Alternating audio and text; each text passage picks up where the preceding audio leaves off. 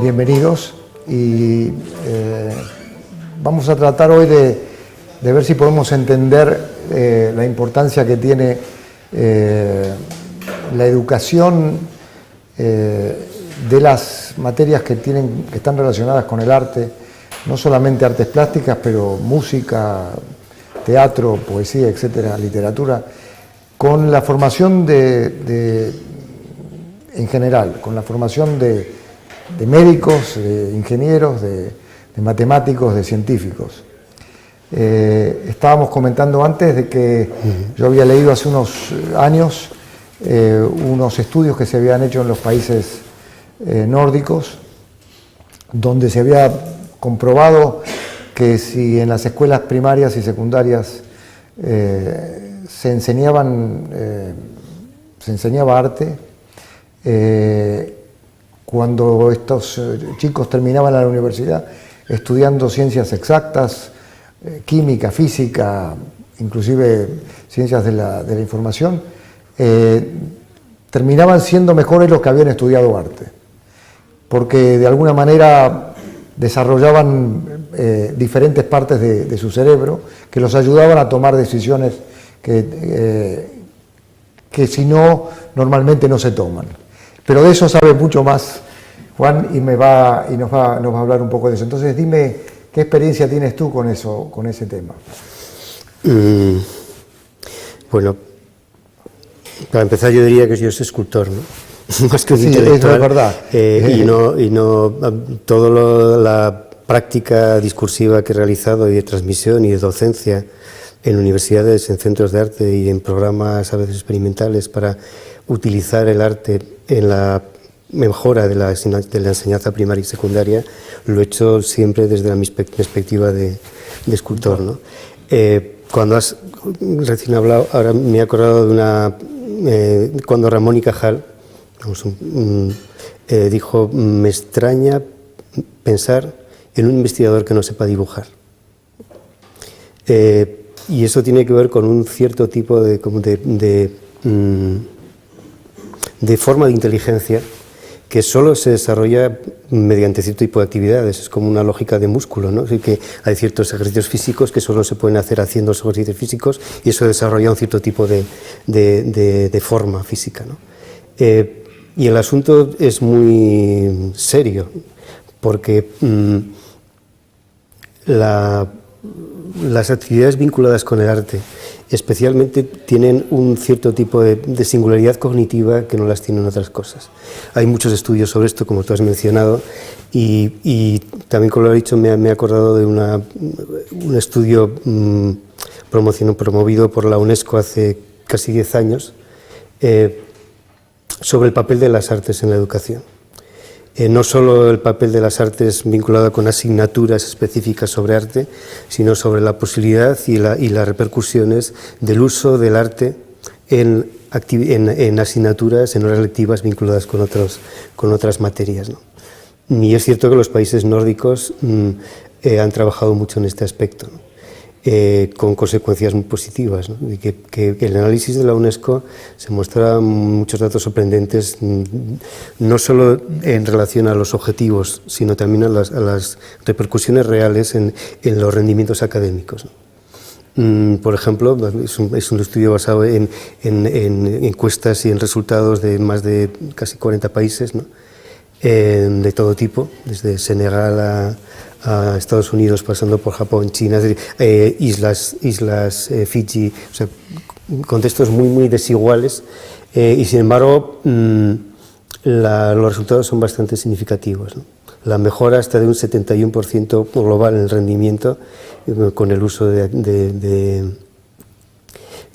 arte en la formación primaria, secundaria y superior, en rendimientos menores pero significativos en la comprensión lingüística y el uso de idiomas, un desarrollo muy notable de la forma en la que los estudiantes se relacionan con el aprendizaje, es decir, cómo valoran la actividad de estudio, cómo valoran los centros, etcétera.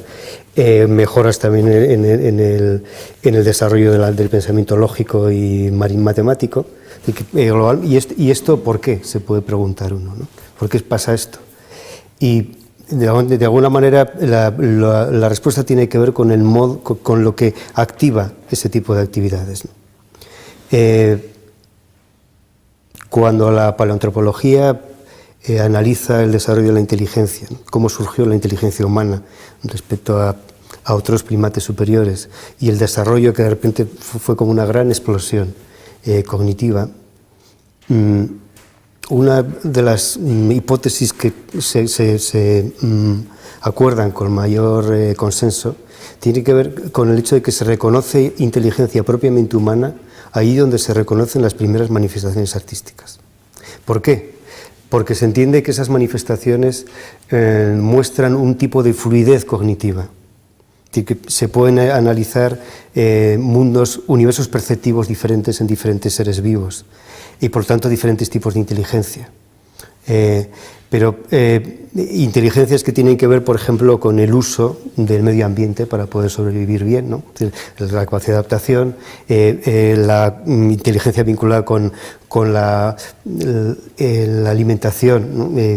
Cómo los distintos animales somos capaces más o menos de administrar y gestionar bien nuestro medio ambiente. Inteligencias que se van a ir desarrollando de una manera también especializada, ¿no? Inteligencia social, que tiene que ver con el modo en el que somos capaces de comunicarnos con otros para cooperar. Inteligencias que se desarrolladas parcialmente, sin embargo hay un momento en que pueden coordinarse entre sí. Esto se entiende que el arte que reconoce la paleoantropología como arte en los inicios de la humanidad tiene que ver con esa fluidez cognitiva de la que surgiría ese tipo de inteligencia, precisamente por ser capaces de relacionar internamente un tipo de inteligencia naturalista con un tipo de inteligencia técnica, con un tipo de inteligencia social. Esa fluidez cognitiva es la que habría dado por primera vez el surgimiento, esa capacidad, ese juego de fabricar objetos o identificar en ciertos objetos ciertas dimensiones iconográficas que introducen la inteligencia en un plano de representación y de cooperación, de inteligencia interpersonal, ¿no? Pero sí, es obvio entonces, de acuerdo a esos estudios, de que la enseñanza de las artes en los colegios primarios, secundarios, inclusive universitarios, son importantes para la formación en general, y estos datos no son datos que son secretos, son datos que son públicos. ¿Por qué no se aplica? Yo diría que es muy difícil pensar que no se aplican por ignorancia, porque estos estudios están ahí, forman parte del legado científico de la neurología, de la psicología experimental, de la biología cognitiva y de estudios, digamos, auspiciados por empresas políticas como la ONU, la UNESCO o como el Consejo de Europa. Entonces, ¿por qué no se aplican en las políticas educativas? Desde luego yo creo que es por interés ideológico. Interés ideológico, y que desde ese surgimiento de una inteligencia cognitiva que genera una explosión inmensa que nos diferencia para bien y para mal de otros animales, estos primates superiores, esa forma de inteligencia muy integradora, que ya hablaremos luego después qué significa eso respecto al arte, una inteligencia integradora e integral, va progresivamente, conforme aumenta el grado también de conocimiento humano más específico, va a ir especializándose en zonas, ¿no? En disciplinas concretas, porque la complejidad es tan brutal que es necesario como parcelarlo. Entonces, el asunto es que conforme más avanza la especialización, tanto más se segrega el conocimiento. Entonces, hay un aspecto ideológico que tiene que ver con la estructura misma del campo de los conocimientos humanos, asociados a su vez a lobbies de poder. Y segundo, una población adiestrada más que educada, desde el punto de vista de la percepción de los poderes fácticos, parece que va a ser más fácilmente gobernable. Pero esa parte, digamos, más adiestrada o mecanizada, o digamos, eso lo entiendo. Pero por otro lado hay una contradicción, porque si estos mismos poderes que pretenden llevar a la población hacia un destino determinado para que sean mejores en las ciencias que hoy en día se necesitan, como las ciencias de comunicación y espaciales y de las computadoras, etcétera. Ellos saben de que los técnicos serían mejores si tendrían estudios de arte, porque desarrollarían una manera a su cerebro para poder ser más inventivos o más creativos. O sea que es una contradicción, que por un lado lo saben y no lo hacen, pero quieren que sus técnicos sean los mejores. Y sus técnicos no van a ser los mejores si no tienen esa educación. Estamos hablando de políticas educativas, fundamentalmente de políticas públicas. Es decir, cuando hablo de ese interés ideológico, me estoy refiriendo al interés de que una mayoría de población que va a ser la educada en programas públicos que son más accesibles, sea la que tenga ese tipo de adiestramiento más parcelado y menos capacitado para no solo resolver y de una manera como inmediata problemas concretos, sino formular problemas y mirar en perspectiva. Así que eso significa que, sin embargo, habrá programas más específicos, inaccesibles a la mayor parte de la población, donde eso sí se produzca.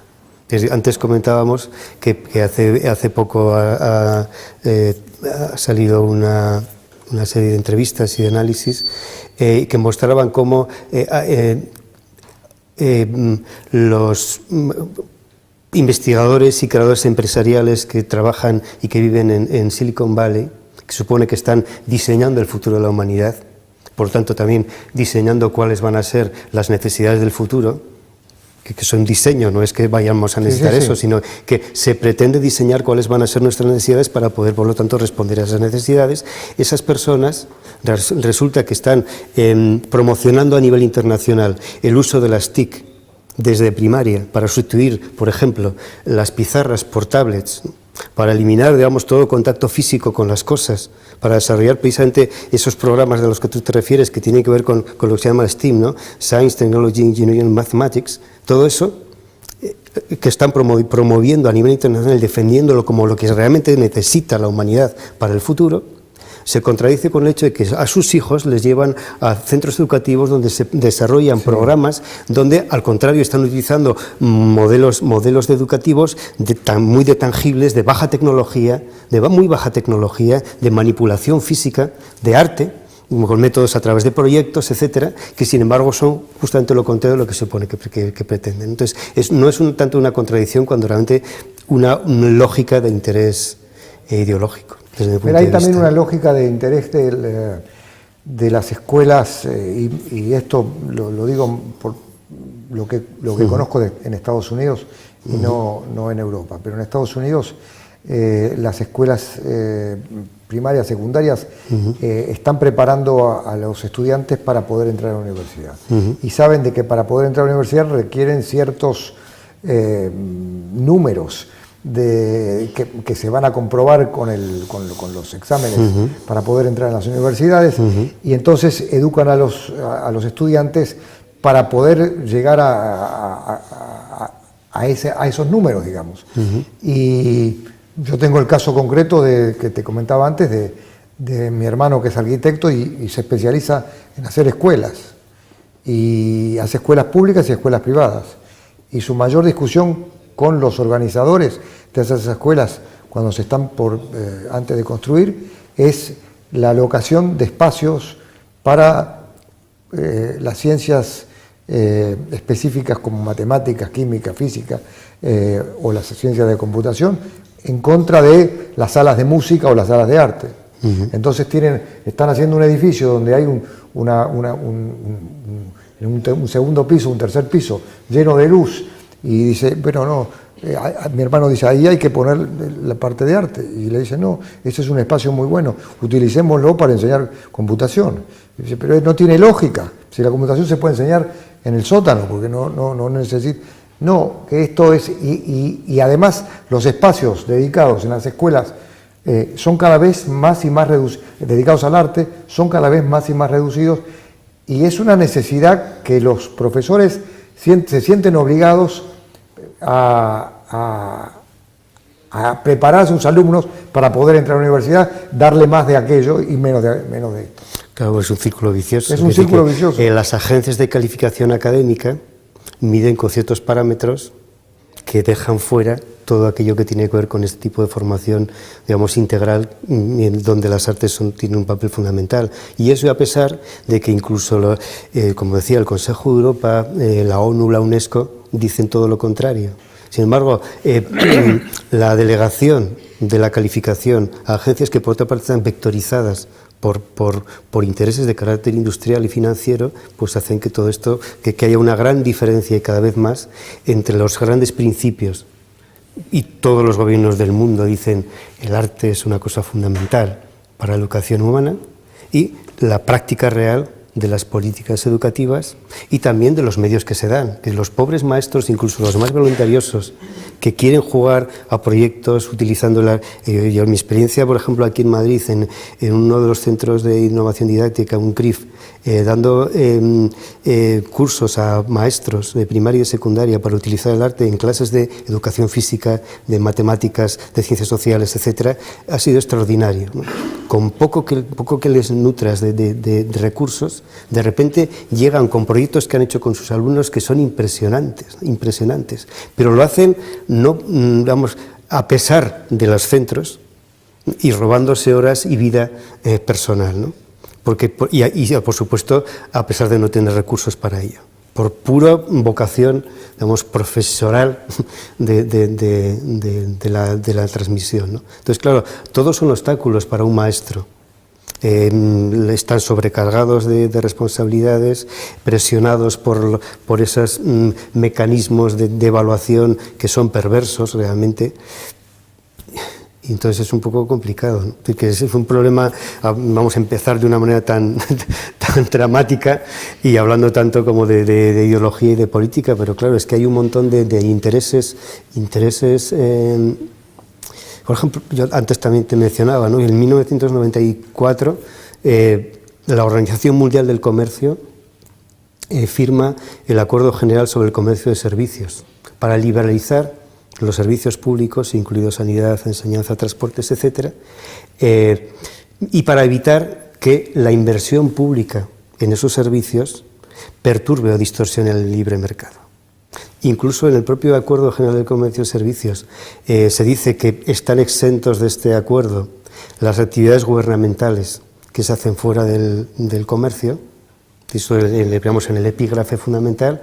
Después vas leyendo progresivamente la letra pequeña y vuelven a incluirlo todo, porque evidentemente cuando un Estado gasta dinero en una universidad va a competir con una universidad privada, por ejemplo. Por lo tanto, ya está en circunstancias comerciales y, por lo tanto, el acuerdo lo que exige a los países miembros, es minimizar ese impacto de distorsión, reduciendo el gasto público en servicios, proporcionando a las empresas privadas acceso directo a los servicios públicos, es decir, una manera de privatizar parcial o globalmente los servicios, y a su vez generando un modelo educativo en el cual la empresa sea el mejor lugar donde uno aprende.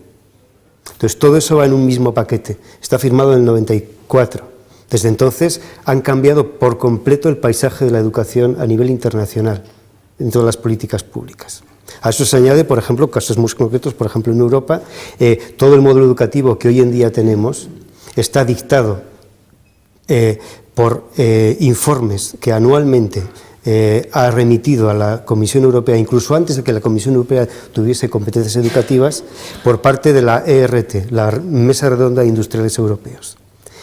Todos esos informes lanzan un modelo educativo que es exactamente el que tenemos, donde las cuestiones técnicas son fundamentales, donde el modelo digamos, empresarial de adiestramiento se sobrepone de una manera muy perversa a la propia formación, etcétera, etcétera. Y ahí es donde el arte está desapareciendo. Pero yo vuelvo a repetir, no es contradictorio eso, en el sentido de que si los empresarios, si las fuerzas empresariales están buscando las mejores personas, ¿no preferirían ellos que esas personas estén preparadas de otra manera, de la manera que se sabe que deberían estar preparadas? Entonces hay una contradicción. Yo creo que es posiblemente una cuestión de la necesidad mediática O sea, no tanto pensando en el futuro, sino necesito a alguien hoy que esté preparado para resolverme los problemas de hoy, y creo que la mejor manera es que lo hagan de esta manera sin que pierdan el tiempo con arte, que es una cosa. Entonces, pues que más que mediática, inmediática. Inmediática. Volviendo al tema de los números que tú diste de los estudios, ¿cómo pondrías a España con respecto al resto de Europa y al resto del mundo en el tema este? Pues de acuerdo de nuevo al estudio de la UNESCO del 2009, un país como Finlandia dedica un 80% de su tiempo lectivo a impartir docencia a través del arte. Según ese índice, España está alrededor del 14% en el 2009. Las últimas transformaciones del modelo educativo efectuadas en los últimos 7-8 años, pues han reducido todavía mucho más el panorama, porque ha hecho que el arte sea prácticamente discrecional o optativo en función de los centros y de las comunidades autónomas, con lo cual el porcentaje de enseñanza obligatoria vinculada con el arte o vehiculada a través del arte ha descendido. Estamos en un nivel, digamos, similar al de Senegal o otros países africanos. Entonces es una cosa bastante drástica lo que sucede en España. Sí. Muy drástica. ¿Y se ve un camino para que mejore esto o no? No lo sé, yo creo que eso depende de nosotros, que al final nosotros tenemos potestad para elegir representantes, para defender causas, etcétera, ¿no? Pero claro, incluso a través, por ejemplo, a través del Instituto de Arte Contemporáneo, hemos intentado los últimos 10 años mantener un contacto inmediato con los ministerios de educación, los que van pasando, y luego la respuesta no es igual en unos de otros, ¿no? Entonces, de nosotros dependerá qué representantes políticos tenemos y cómo cada uno en su lugar es capaz de suplementar o de actuar para empujar el futuro hacia un lado o hacia otro, ¿no? Pero lo que sí es importante que se tenga clara conciencia de lo que supone. Y por eso igual podemos extendernos más precisamente en ver de qué modo el arte puede nutrir la educación, ¿no? Es que esto tú mencionas el Ministerio de Educación y yo creo de que en Estados Unidos no existe el Ministerio de Educación. Entonces, la gente que está dedicada al arte, desde los artistas hasta los museos, no esperan nada del gobierno porque no hay un Ministerio de Educación y no hay un ministerio, o sea, que se ocupe de un Ministerio de Cultura. Entonces, las manos privadas son las que deciden y los artistas son los que empujan y los coleccionistas son los que ayudan porque tienen beneficios, digamos, económicos o financieros o de impuestos, o porque les interesa, por amor al arte, ayudar. Y entonces existe una mayor libertad para poder hacer. Cuando tú tienes que ir al ministerio para que te aprueben ciertas cosas o esperar que te den el dinero y el ministerio no pasa nada. Entonces quizás una de las maneras sería eliminar el Ministerio de Cultura. Es posible. Y el Ministerio de Educación. Desde luego eso también tiene que ver con otra situación muy particular de España, que es que se lleva mucho tiempo luchando por una ley del mecenazgo que permita que eso pueda suceder. Es que yo no creo que la solución sea eliminar el Ministerio de Educación y de Cultura, pero sí creo que una ley de mecenazgo que permita una cierta contraprestación entre la inversión privada en la formación, creo que es esencial, ¿no? Sí, porque finalmente, si te remontas al pasado y miras a los grandes mecenas del Renacimiento italiano, no era el gobierno, era el Vaticano y eran los ricos o los banqueros que eran los que financiaban el arte. Sí. Lo hacían para ellos, pero en realidad quedó para el mundo. Sí, vamos, lo comparable respecto a eso serían quizá las grandes empresas multinacionales, ¿no? Sí, pero no lo hacen. Tipo Amazon, o qué sé yo, que no lo hacen porque realmente todo lo que tiene que ver con la función autorial vinculada con el arte no les conviene en absoluto. Es decir, que son grandes empresas que administran contenidos y por lo tanto el arte mismo es un problema para estas grandes empresas tecnológicas, ¿no? Porque los contenidos tienen un valor en la sociedad del conocimiento, en una sociedad en la que además la información misma y los contenidos son un capital fundamental, de los más fundamentales que existen hoy en día, ¿no? Por lo tanto, el arte como contenido para estas empresas tecnológicas, digamos que es menos rentable, por lo que arrastra precisamente de una conciencia patrimonial, de una sensibilidad, de un tipo de cultura artística que está en el arte, pero que no está en la cultura visual de la época. Todo eso no les interesa en absoluto. Pero una de las cosas que hablamos en la primera sesión, que fue arte y negocios, y que yo creo que lo hablamos en el ciclo del año pasado también, fue la cantidad de dinero que el arte mueve. Porque las últimas cifras de las ventas que son reconocidas, porque si yo te vendo algo a ti y tú a mí, nadie lo sabe, pero digamos de las ventas reconocidas, llegaban el año pasado a 63.000 millones de dólares. Eso es solamente ventas de obras de arte, pero hay que sumarle a todo eso las compañías de seguro de arte, las compañías que transportan el arte, las compañías que instalan el arte, las compañías que venden los elementos para poder hacer arte, o sea, y las miles de personas que trabajan en museos, en galerías, etcétera. O sea, es una industria tremendamente potente.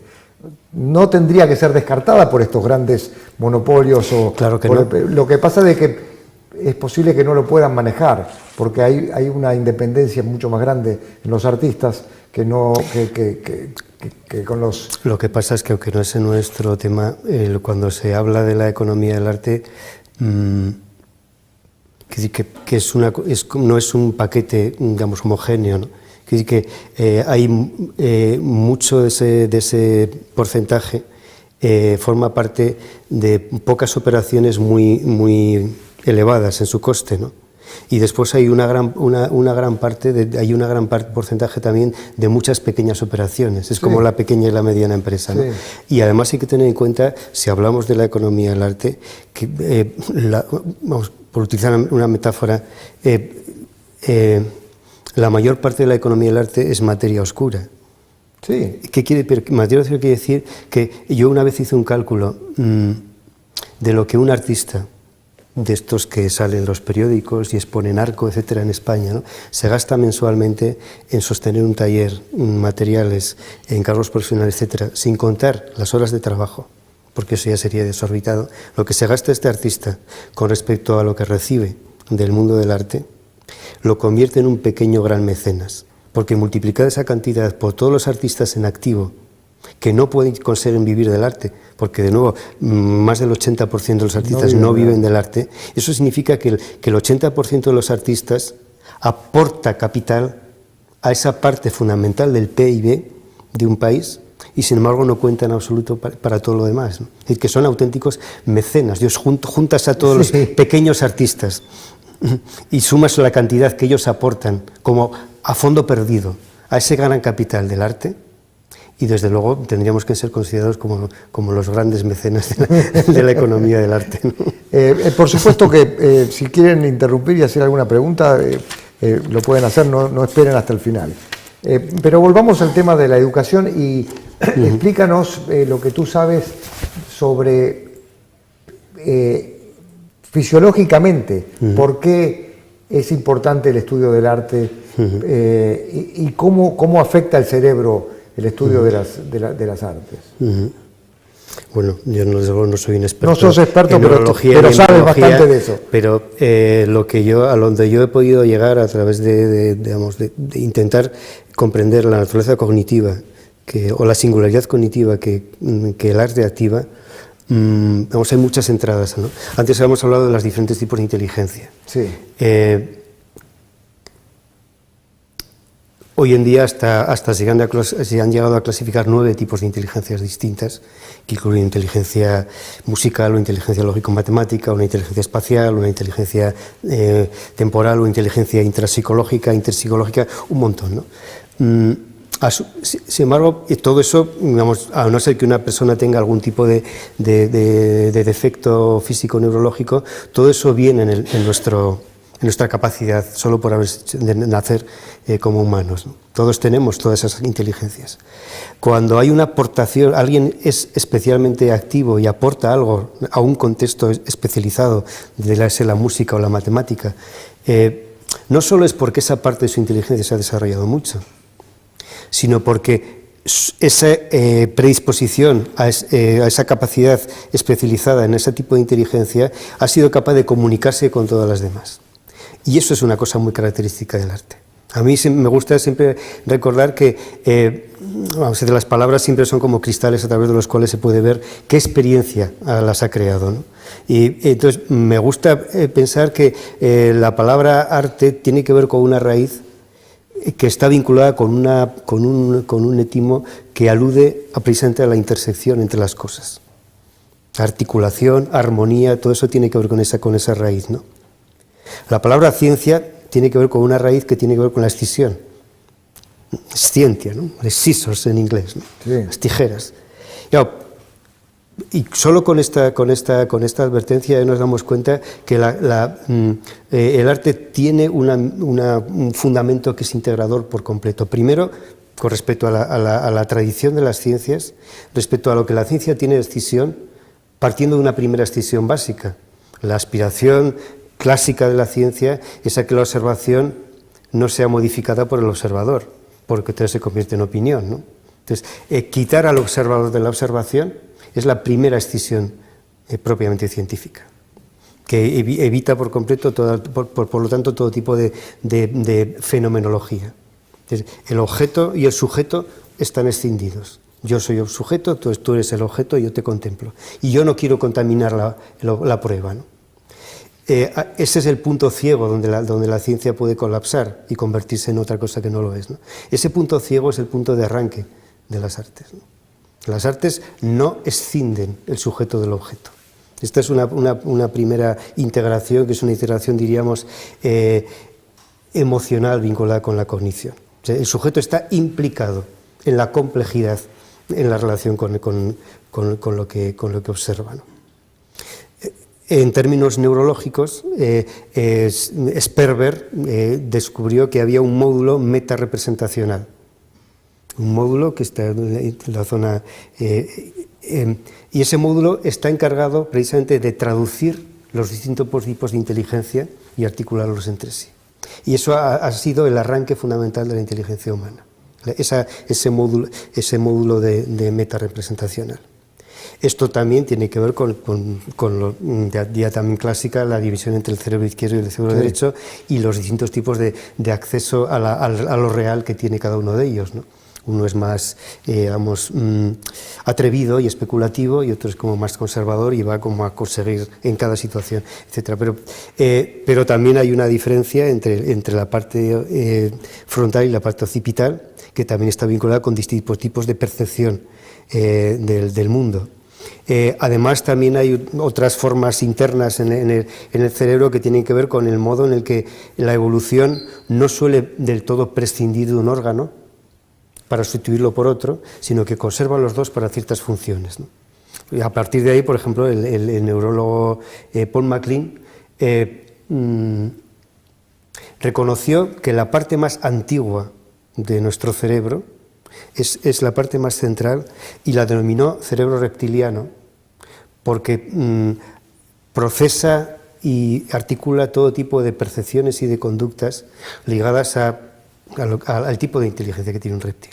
Es decir, no hay anticipación, no hay memoria, no hay socialidad, es una vivencia del instante vinculada con el territorio, la agresividad, la sexualidad inmediata, etc. Todo esto está dentro de nosotros. Entonces, nosotros tenemos un cerebro exactamente igual en una parte a la de un cocodrilo. Alrededor de esa parte, Paul MacLean advirtió cómo alrededor de esa parte central había toda una parte que es la más voluminosa dentro del cerebro, que es exactamente igual a la de una vaca, y que rige todo tipo de conductas y de percepciones de afectividad, memoria, anticipación, es decir, deseo, esperanza, miedo, etcétera, y que por lo tanto, básicamente decía, es el cerebro de la memoria, el cerebro mamífero. Y por tanto también es el cerebro de las asociaciones filiales, familiares, y también de asociaciones humanas. Y ese, dice, es el cerebro más voluminoso y es el más poderoso, y a partir del cual se han generado las culturas humanas. Y alrededor, MacLean descubrió que había una corteza, la neocorteza o el neocórtex, que está especializado en mentir, en delirar, en arriesgarse a buscar cosas, ¿no? Es el cerebro propiamente creativo. Lo que MacLean y Henry Laborie y otros neurólogos descubrieron es que la evolución en este sentido había ido tan rápida que la articulación entre los cerebros todavía no estaba muy bien ajustada, ¿no? Y era necesario continuas readaptaciones para que ninguno de los tres cerebros Pero entonces, se saliese de madre. ¿a qué parte de nuestro cerebro tenemos que ejercitar para ser mejores artistas? Precisamente a la que articula todas las demás. Es decir, es como una especie de núcleo central de integración y de coordinación entre los cerebros, lo que es posible precisamente por actividades tan sencillas como modelar o dibujar. Y cuando uno modela o dibuja, está haciendo algo con el cuerpo, con la fisicidad psicomotriz, pero también lo está haciendo con la intensificación de la atención. Si además se involucra en aspectos de patrones morfológicos, está indagando no solo en la percepción visual, porque nuestra percepción también ya se sabe es sinestésica. Todos somos sinestésicos en un gran porcentaje, es decir, que la percepción visual no existe como tal, separada de la auditiva. Yo recuerdo que me invitaron a un congreso de chefs de alta cocina sobre percepción. Había varios neurólogos y había algunos escritores y sobre todo había chefs y estaba yo. Los neurólogos contaron unas cosas fascinantes, ¿no? Y un amigo chef de estos de Michelines me contaba cosas parecidas, ¿no? Porque, por ejemplo, él suele, antes de sacar a carta platos, lo que hace es darles el plato a gente conocida para ver qué les parece y tal y cual, ¿no? Entonces, él había preparado un plato basado en calamares, y cuando se lo dio a probar a la gente, todo el mundo le decía, es que este calamar está tieso, no está bien hecho, no está duro. Él lo probó y decía, no, estáis equivocados. Yo no entendía qué había pasado, ¿no? Hasta que se dio cuenta que el problema estaba en los cuchillos, porque los cuchillos que tenía él para cortar en la cocina estaban muy bien afilados, mientras que los que estaban en la mesa no estaban afilados. Entonces, ¿qué pasaba? Que cuando estaban comiendo en sus mesas el calamar, antes de que el bocado llegue a la boca, el cerebro ya había tomado una decisión. O otros experimentos, como por ejemplo, te ofrecen una tortilla de bacalao, pero mientras te la ofrecen, y estos son estudios neurológicos, suena un sonido muy tenue, aunque sea casi inconsciente, de granja. Allí. ¿Qué sucede? Que el sabor del bacalao prácticamente desaparece. Y si al contrario el sonido que estás oyendo es un sonido de costa con el barco y las gaviotas y tal, el sabor del bacalao se intensifica. El cerebro es totalmente moldeable, es plástico, y esa plasticidad es la que maneja las artes. Las artes son siempre sinestésicas, y no solo sinestésicas, sino inteligentes, en el sentido de manejan todas las formas de inteligencia combinada. Un músico no trabaja solo con sonidos, trabaja con todos los sentidos, con toda la inteligencia, con el bagaje cultural de todo lo que ha ido aprendiendo de los músicos anteriores, pero también de los filósofos, de los antropólogos, de historiadores. Es decir, la formación artística, en cada época tú puedes ver de qué modo está contaminada de todo lo demás. Entonces, tú puedes imaginar que la formación de un escultor en Grecia, del siglo IV antes de Cristo, no incluyese una sólida formación en mitología, en política, porque si no, no podría hacer los encargos. Lo mismo podríamos decir en cualquier época, te das cuenta de que el arte es un saber de otros saberes. El arte no solo es una cuestión de manualidades, no, sino que son saberes técnicos, saberes morfológicos, saberes estructurales, digamos, de manejo del espacio, de manejo del tiempo, saberes simbólicos, saberes ideológicos, saberes sensoriales, saberes psíquicos, y todos esos saberes en la obra de arte se dan integradamente. Y esa es la gran diferencia frente a otros campos del conocimiento y de la práctica humana, donde esos saberes se van especializados en campos radicalmente aislados, ¿no? Y esa creo que es una de las grandes aportaciones que el arte ofrece desde siempre y para siempre, ¿no? Bueno, espero que los hayamos confundido bastante con todo esto. Me parece interesantísimo todas tus explicaciones y me gustaría ver si hay algunas preguntas de la audiencia que quieran hacer sobre cualquiera de estos temas.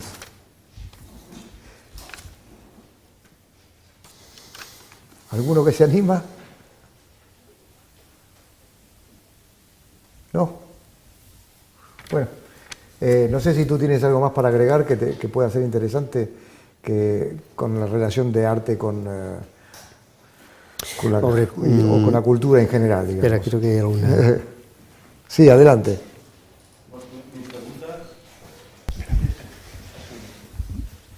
Hola, mi pregunta para los dos. ¿Le veis esperanza a la situación de la formación y a cómo a la introducción del arte en la formación global? Porque un poco, en ese sentido, es la apuesta que hace la Universidad Europea con este ciclo de Dani. Es decir, nosotros lo consideramos muy importante que en todas las disciplinas que se imparten en este campus, que va desde la ingeniería más pura hasta medicina, ciencias de la salud o arquitectura, y el arte entendemos que debe estar presente. Y por eso, esta, digamos, es una de los apoyos importantes, y no un granito pequeño, pero ya es un grano gordo el ciclo. Pero por lo que tú nos has comentado de los distintos estudios, sí que parece que la situación se va restringiendo. Es decir, no es una situación, digamos, expansiva, sino que estamos en ese momento de, digamos, casi más hacia una concreción tremendamente materialista o utilizacionista de la educación. Y quería saber vuestra opinión. Hombre, yo te diría primero que la esperanza no es lo que se observa, sino cómo se observa, ¿no? Entonces, luego yo estoy muy esperanzado, porque no puedo evitarlo, ¿no? Porque no creo que sea tanto una cuestión de esperanza, sino de responsabilidad. Que yo creo que todos tenemos la responsabilidad de implementar y de propiciar y promocionar para nuestros hijos, hayan nacido de nosotros o de otros, ¿no? Porque yo creo que todos somos eslabones entre una generación y otra, ¿no? Entonces, como responsables de ser eslabones de una generación y otra, tenemos la responsabilidad de propiciar una mejor educación para nuestros descendientes, ¿no? Decía una vez Laurie Anderson, a lo máximo que yo puedo aspirar es a ser un buen ancestro. Entonces, como yo aspiro a que seamos buenos ancestros, y a pesar de las circunstancias hostiles, siempre hay la posibilidad en tu propio pequeño contexto, sea el que sea, ¿no? Da igual que seas un director de una multinacional o un maestro de escuela o un padre, sin más, de un estudiante de universidad, siempre tenemos parcelas de actuación donde tomamos decisiones. Esas pequeñas decisiones son las que pueden cambiarlo todo. O sea, los conocimientos están ahí, la neurología, la biología cognitiva, la didáctica, todo esto nos está informando de que somos responsables del pasado y del futuro, y no podemos prescindir ninguna de las dos. Te diría, mencionando otra vez la construcción de esos tres cerebros de Paul MacLean, ¿no? Tú te puedes imaginar qué sucedería si la máxima capacidad de memoria y de socialidad de nuestro cerebro mamífero, junto a la máxima capacidad creativa que tiene nuestra corteza, estuviesen al servicio del reptil que llevamos dentro. ¿Cuál sería el retrato robot de ese personaje? Pues seguramente sería muy parecido a lo que hoy se entiende por Homo economicus, ¿no? Y que tiene que ver con una reducción de la humanidad a algo raro, ¿no? Afortunadamente eso es una cosa que tenemos en nuestro paisaje. Es como en una época de hibernación, pues habrá que aprender cómo sobrevivir al frío, ¿no? Entonces yo creo que hemos hablado de estas circunstancias que no son determinaciones, son condiciones sobre las que hay que trabajar. Del mismo modo que para poder inventar un avión hace falta aceptar la ley de la gravedad como algo existente, necesitamos saber y reconocer que existen estos condicionamientos, pero que no son determinaciones. Por lo tanto, todo está abierto a lo que pueda pasar. Pero lo que sí creo que es importante es que desde instancias educativas se reconozca ese papel, incluso aunque no haya estudios específicos en arte, que sí se tenga en cuenta la posible aportación, ¿no?, Yo tenía aquí apuntadas unas cuantas cosas que tienen con esa aportación, ¿no? Sensibilidad. El arte aporta necesariamente, solo por el hecho de ser observador, y más aún si juegas con él, a través de él, intensifica tu experiencia. Si te da, yo recuerdo, aprendí a estudiar cuando era pequeño mirando. Que tú estás, recuerdo cuando llegué con 4 años a la escuela, pues parece que tenía unas habilidades especiales para el dibujo, y de repente, desde el primer día, pues aquello era como una fiesta. Me llevaron al despacho de la directora de la escuela, etcétera, etcétera. Desde aquel momento yo era un ser privilegiado. ¿Por qué? Porque yo me recuerdo dibujando con tizas de colores en la pizarra el aparato digestivo, mientras mis pobres compañeros estaban estudiando, les estaba pasando la lección. Pero es que además, mientras yo dibujaba, me lo aprendía mejor que nadie. Por lo tanto, yo tengo un expediente académico formidable, ¿no? Vamos, de una media de bachillerato, de matrícula de honor, etcétera. Pero porque yo siempre he estudiado dibujando. Y es una cosa tan sencilla de aplicar. Sensibilidad, ¿no? Intensificación de la experiencia. Claro, tú miras e intensificas la atención, ¿no? Y si además de mirar haces y te obligas a intentar por algún medio diagramar, modelizar o fijar eso, la intensificación aumenta, etc. Integración. La capacidad que tiene el arte para integrar aspectos subjetivos complejos, incluido gestionar emociones, es fundamental. Y fundamental para cualquier profesión, sea la que sea. Complejidad metodológica. Lo bueno que tiene también el proceso de creación artística es que no se basa en que hay un programa previo al que tú tienes que responder, sino que es tal el juego como de dependencia de las circunstancias y las singularidades y de las emergencias, que el programa puede cambiar en cualquier momento al 100% o al 300%. Y eso también es una cosa muy útil para la investigación. Radicalidad.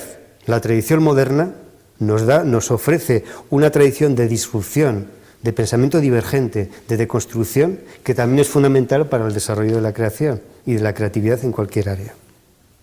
Pero también hondura, que es justo lo contrario. La creatividad te permite aprender a cometer errores, pero hace falta saber cuáles errores merecen la pena, y eso no te lo da la creatividad pura, pero sí te lo da el arte. La hondura tiene que ver también con el reconocimiento de los sustratos culturales, ideológicos, que están debajo de las categorías, de los principios y de las teorías. Y eso también te lo permite el arte. Por ejemplo, hay otra rama de la investigación en ciencia que está analizando la ilustración científica. Pero no ya solo como una forma de divulgar o de transmitir lo que aparece en la teoría o en la fórmula, sino como aquello que desvela cuál es el sustrato cultural prelógico, digamos, cuál es la cosmovisión que está implícita en la propia teoría o en la fórmula. Y eso le da como digo, la creatividad que ofrece el arte, digamos, es una creatividad de carácter como crítico con la propia creatividad. Quiero decir, a ver si me explico esto, porque es una cosa que creo que es muy importante hoy en día, ¿no? Cuando la creatividad es un fin en sí mismo, la adopción de riesgos puede situarnos en situaciones muy peligrosas. Yo recuerdo que una vez estaba viendo una exposición de aparatos de tortura en las mazmorras de la Inquisición en Toledo, ¿no? Igual muchos la han visto, esa exposición, pues estuvo unos años circulando. Y para mí fue un flash, ¿no? Porque me di cuenta de que había tanta creatividad, tanto talento, tanto conocimiento en esos aparatos. Para la maldad. Aplicados a lo peor, para que la persona no pierda el conocimiento a pesar de que esté sufriendo, porque si pierde el conocimiento ya no tiene gracia. O sea, una cosa bárbara, que me di cuenta que el arte y la creatividad eran dos cosas muy distintas. Entonces,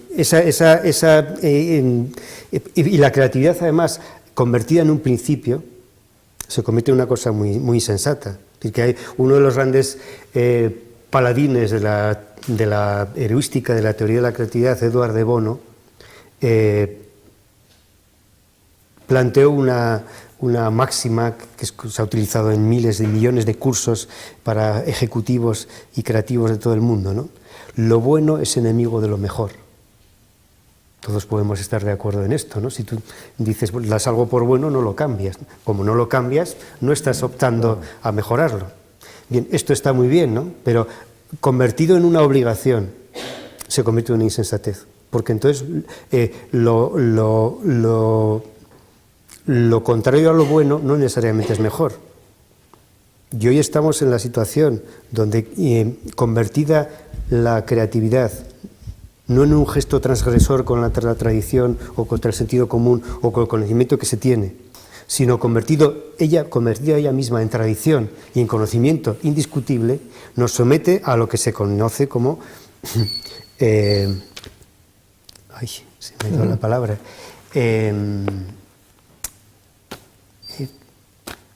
qué barbaridad, lo tenía cuando empezó la frase, obsolescencia percibida y obsolescencia programada. Es decir, como es nuevo, pero ya existe, ya está pasado, solo porque ya existe. Por lo tanto, tengo que ir a otra cosa. Y ese grado de ansiedad no deja que nada florezca. Por lo tanto, se convierte en una auténtica insensatez. Entonces, yo creo de que, como dijo Juan, depende de nosotros, de todos nosotros.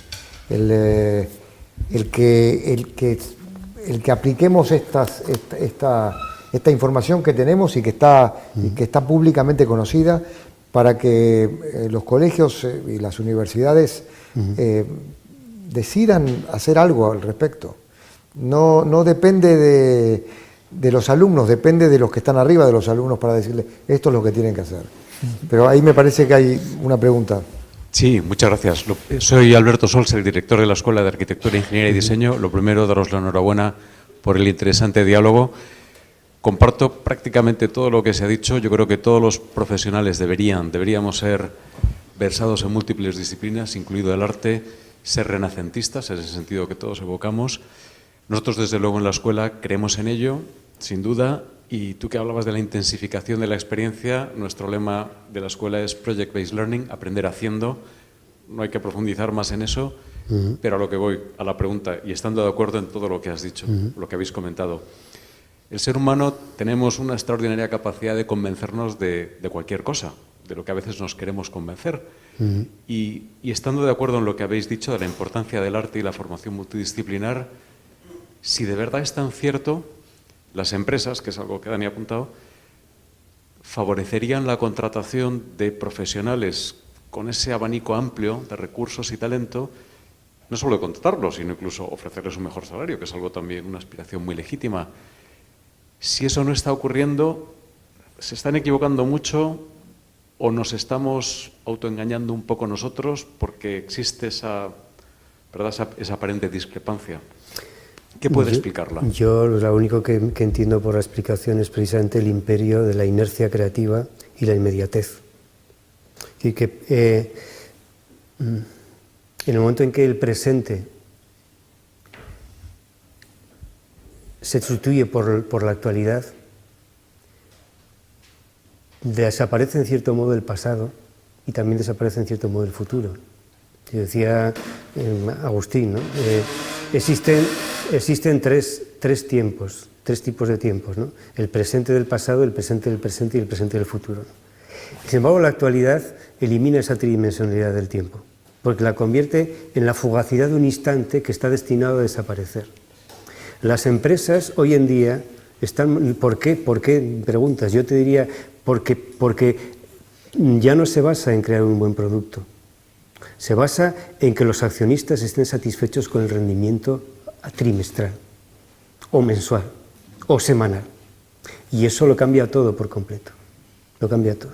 Yo quisiera agregar a esto de que yo veo esperanza en eso, porque está pasando en las empresas y no en las empresas, en instituciones en general, por ejemplo, una posición nueva en un museo o en una empresa o en un centro educativo es un ejecutivo que se ocupa de la diversidad. En Estados Unidos, por ejemplo, el tema de la diversidad es un tema racial y religioso. Entonces, las empresas se dieron cuenta de que no podían continuar de la manera que estaban trabajando hasta ahora, ni las universidades, ni los museos, ni los centros culturales, donde resulta que tú entrabas y veías que todos los profesores eran hombres y blancos. Y dije, bueno, el país no es así, el mundo no es así. Entonces, esta nueva posición que muchos han tomado, empresas, de nuevo, y centros culturales, etcétera, es para que esta persona diga, no, si hay que tomar una nueva persona para la junta directiva, no puede ser otro señor blanco, hombre. Tenemos que tomar una mujer, tenemos que tomar un señor africano, negro, tenemos que tomar esa persona está en esa institución para influenciar desde la junta directiva hasta los empleados que toman. Y eso, porque por supuesto que en Estados Unidos hay estos problemas raciales, étnicos, religiosos, que los están tratando, bueno, o sexuales, que tienen que tomar a más gente que es gay o transexual. Hoy en día es una preocupación que no tenía nadie antes. Y entonces se dieron cuenta de que, digamos, tenemos que actuar porque nuestros consumidores, nuestros visitantes a los museos están pidiéndonos esto. Entonces tenemos que actuar. No porque crean o no crean, es independiente. Es porque se dieron cuenta que hay una necesidad. Empieza de abajo. Y yo creo que si el tema eso es un tema, digamos, que está a flor de piel, por así decir. Pero si el tema de la cultura y el tema de la educación de las artes se hace más conocido, entonces puede ser que esa fuerza que venga de abajo obligue a las universidades o a los colegios a actuar. Es la presión del pueblo, del consumidor final, la que va a tener la última palabra, yo creo. Y hay otra esperanza, que es el propio tiempo. A pesar de la ideología de la actualidad, el tiempo será el que tenga que ser, a pesar de los diseñadores de Silicon Valley, ¿no? Porque el tiempo lo cambia todo. Hay cosas que son impensables. Era impensable la reemergencia de fascismos en Europa, ¿no? Y ahora está. Son impensables muchas cosas, ¿no? Se habla también del apagón electrónico desde hace ya varios años, ¿no? Está la humanidad preparada, se publicó en New York Times hace creo que 7 o 8 años, ¿no? Está preparada la humanidad para el apagón electrónico, porque va a suceder, según dicen, ¿no? Entonces todo el tiempo, y al final lo que ofrece también la experiencia artística, incluida por supuesto la arquitectura, es el tiempo, ¿no? En un edificio está el tiempo de la vida en la que se transita en el edificio, ¿no? Pero está el tiempo de la arquitectura, con toda su historia, dentro de cada edificio, ¿no? Y está el tiempo del futuro. Entonces ahí el tiempo dirá lo que es posible, ¿no? No los diseñadores. Tú tienes una pregunta, ¿no? Sí, yo quería, bueno, en primer lugar, muchas gracias por estar aquí, Juan Luis, ha sido un placer, y por supuesto a Daniel también. Yo quería preguntarte por esta idea que planteabas antes de la capacidad del arte de interconectar diferentes conocimientos y cómo, si es que has tenido alguna experiencia, tal vez como profesor en la Facultad de Pontevedra, bueno, Facultad de la Universidad de Vigo o incluso en el País Vasco, de poner en marcha desde tu experiencia y desde tu enseñanza del arte experiencias interdisciplinares entre otras o con otras carreras o con otros departamentos para generar algún tipo de proyecto, bien sea artístico o no. Yo en ese sentido yo tengo que hablar de una historia de fracasos. Quiero decir que yo desde muy pronto empecé a impartir docencia en universidades en el año 1983, que ya ha llovido, ¿no? En el 83. Desde muy pronto he sido muy curioso y muy ávido para buscar interlocutores en gente de fuera del arte, científicos, filósofos, coreógrafos, de todo, ¿no? de las artes plásticas, que era mi formación. Y desde luego, fuera del arte me he encontrado con mucha menos curiosidad hacia lo que sucede dentro del arte, que la curiosidad que desde dentro del arte hemos sentido hacia afuera, ¿no? Entonces, esta asimetría es un problema, ¿no? Que cuando Dawkins en los años 60 planteó la advertencia de que existían dos culturas y que sin embargo no se tocaban entre ellas, ¿no? Una la humanístico-artística y otra la científico-técnica.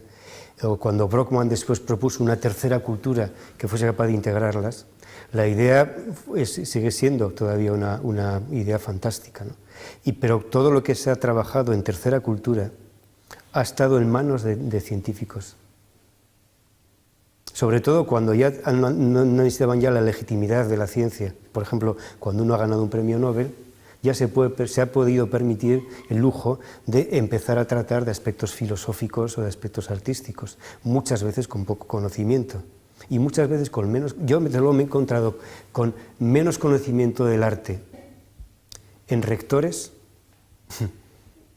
que en rectores que provienen de ciencias sociales o de ciencias exactas, que el conocimiento de ciencias exactas o de física teórica o de ciencias sociales de muchos artistas. Entonces, ahí hay un juego que nunca es igual, en una mesa no nos sentamos de igual a igual. Y cuando nosotros les invitamos, es inevitable que el peso de su disciplina haga inviable un auténtico diálogo.